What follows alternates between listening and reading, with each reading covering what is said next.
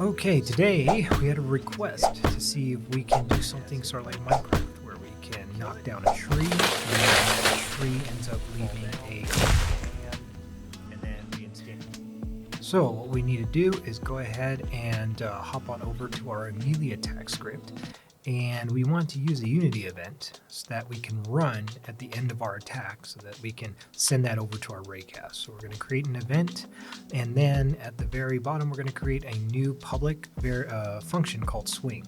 And we want to make sure that this swing happens not right at start, but it has a delay. So we're going to need a coroutine called delay the raycast, and we're going to wait for a certain period of seconds, maybe like 0.2, 0.3 seconds, the public variable called timer. And then once that's done, we're going to invoke this event.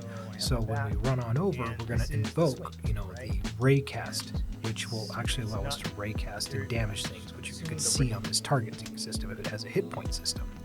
But that's not really sexy, so we need to serialize this field, and we're going to add some swing sound, and that's going to be the whoosh, whoosh thing every time we swing. We also want to verify and check to see if we're striking something or has a strike sound, and if it does, we're going to play a strike sound to it. So in our swing, we're going to go ahead and add to our audio manager instance, we're going to play our swing sound, and then we're going to create another function. Now this function is going to be called play strike sound, and it's going to play the striking sound when we actually hit something. And we just want to verify if we do have a striking sound, then we're going to play it. If not, then we won't. Cool, I got a sound. That there. looks pretty good. But that's Next thing we're going to go do though is add some camera shake. It makes such a huge difference. So we have that attached to our player manager, and when we swing, we'll get the audio and the shake. now you see like just that little camera shake makes. Then we're going to hop on over to file base, and we're going to go ahead and grab the Adler tree, and we're going to add it into our scene. Once we do that, we're going to go create a couple things on our tree. We need a box collider that's about the width and position of our tree trunk. Then we want to go ahead and add a couple of the components. We want the hit point component, and we want to make sure we also add our tree behavior component. So right now it has. Now we should already be able to, because of our hit point system, take damage out of our tree. Now we need the tree to behave properly when it is taking damage. So when it is taking damage, I want to make sure it plays like a chopping sound, which we can get online. Then I also want to add a chop tree down. So when it's finally dead, I want to animate the tree falling over. I want to play that audio sound, the whole tree tipping over for like 3 seconds. Let's do a camera shake. And when the coroutine hits the ground, I want to also play another collision because the tree hits the ground, and I need to turn off the collider. We also want to spawn the item, so we need to make sure we serialize what wood collectible we're going to be getting when we drop the item, and then we're going to instantiate the item we're going to pick up. We also need to create a hide tree system or function. And what that's basically going to be is after we destroy the tree, we want to hide it until we destroy it. So we're going to connect the end hit points, the hits, and the chopping down to the correct functions. And then we're going to create an animator called tree falling down. And we're going to start off with a empty idle position where the idle can just hold. And when we set a trigger, then we're going to go actually animate the tree falling. So in the tree animation, we're going to hit the record button, and we want to add a key on rotation. And we're just going to keyframe the tree falling over to the left by 90 degrees. And we're going to probably raise it up a little bit since it's kind of going into the ground. And that way we get the full tree sticking out. But it has this ease. So we got to make sure we go down to our curves and adjust our curves so that it gives it this dropping versus just kind of like easing into the ground itself. And that's going to happen over 3 seconds. Then for the next 2 seconds, we want to make sure that we shrink the tree down. So we're going to key the scale, and we're going to scale down the Z-axis on the tree so that it kind of just flattens out after we do that for a total animation length of 5 seconds.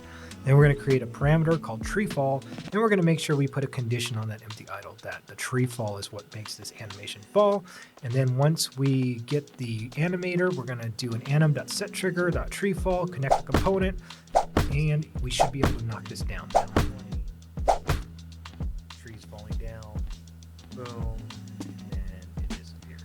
Now we need to go ahead and add an audio manager so we can get some nice looking sound effects for the tree falling down. We also want to add in another camera shake. This one will just make a pretty weak one. And when we do the coroutine, this is what happens when the tree actually hits the ground. So after 3 seconds after we chop it and it hits the ground, we're going to do another camera shake. And then on top of that, we want to play another audio track of the giant lumbering tree hitting the actual ground. We'll put a note here to eventually spawn the item, and we're going to destroy this game object after like 5 seconds. We also want to make sure that we get the mesh renderer and the box collider on start for this tree. We certainly don't want to see this tree forever or run into it as it's falling down. So we're going to go ahead and get those box colliders, and when we finally chop the tree, I'm going to turn off the box collider, so wherever it is, it could fall onto us. But then I'm going to hide the tree after, let's say, 2 or 5 seconds, 2 seconds after the tree has fallen, so that we don't see it forever. I'm going to make sure that when the chop tree happens, that coroutine begins.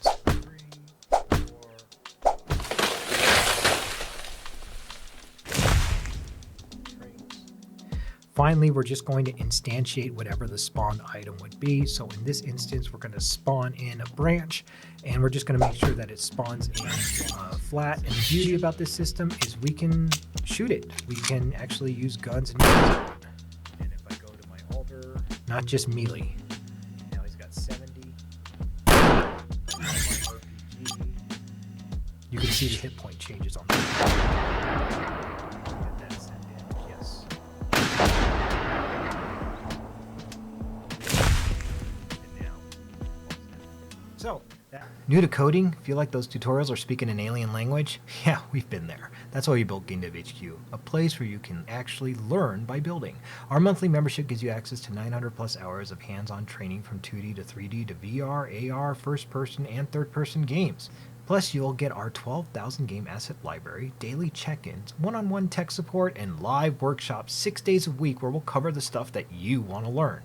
We're not just developers, we're gamers too, and we love helping people like you turn that first line of code into something awesome. Come hang out with us and let's build something together. Check us out at GameDevHQ.com.